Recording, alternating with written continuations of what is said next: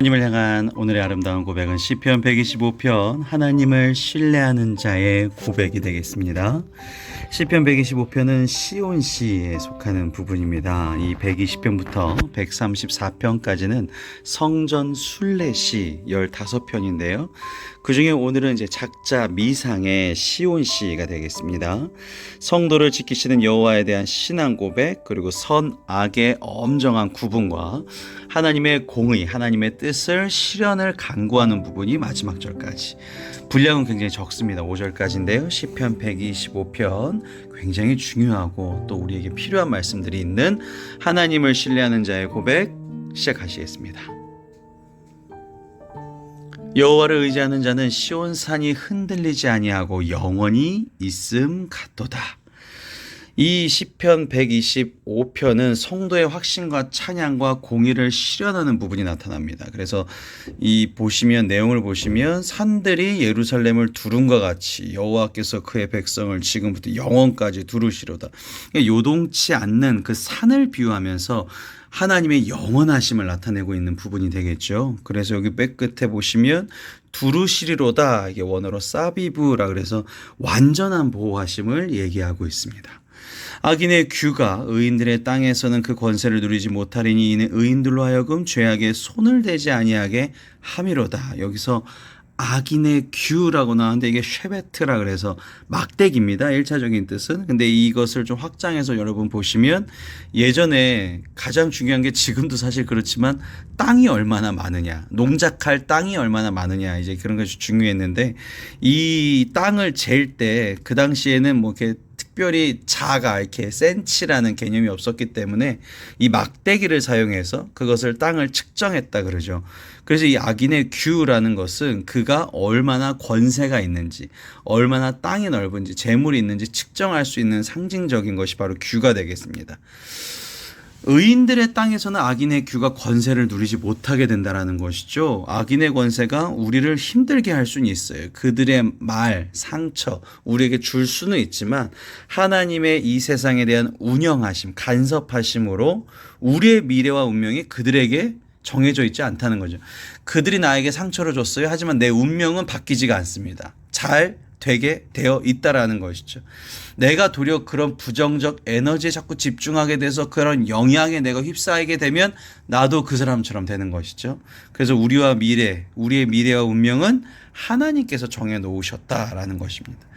하나님께서 이렇게 악인의 권세를 제한하는 이유는 이 뒤에 있는 내용을 보시면 의인들로 하여금 죄악에 손을 대지 아니하게 하려고, 다시 말해서 의인들도 죄인들처럼 되지 않기 위해서, 의인들도 그런 상처 때문에 그렇지 않습니까? 피해자가 또 다른 가해자가 될 수도 있는 상황이 항상 발생이 되는데 이 속에 있는 상처들 때문에 그런 거죠. 그런 것이 아니라 의인이 죄로부터 내가 보호하기 위해서, 다시금 의인들도 악인이 되지 않기 위해서 악인의 권세를 하나님께서 제한하실 것이다 라는 것을 우리가 확신하는 거죠. 무엇으로? 믿음으로요.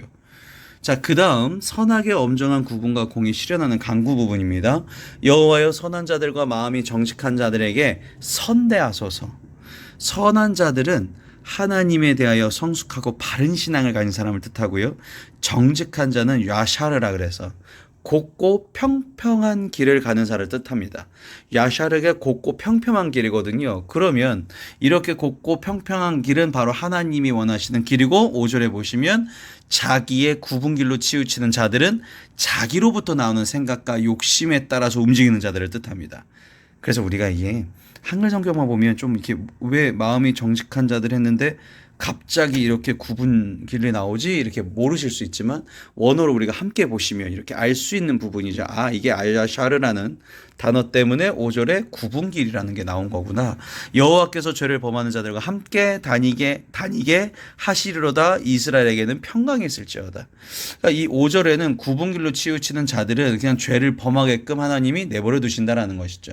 로마서 1장 8절에도 이런 비슷한 말씀이 나오고요.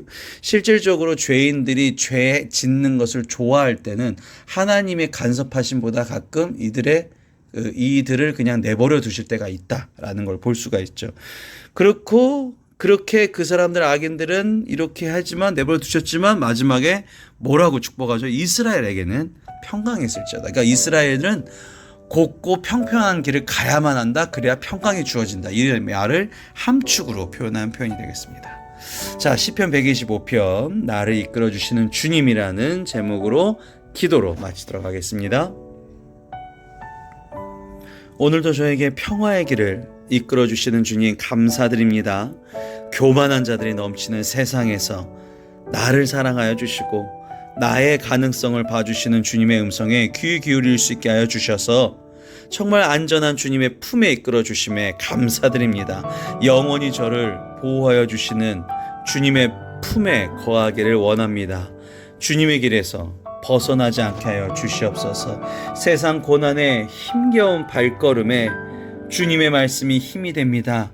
선하고 정직한 자가 되게 하여 주시옵소서. 어떠한 방해의 세력에도 주님과의 만남을 통하여 저희 가정과 제가 강건케 하시옵고 형통케 하는 복을 내려 주시옵소서.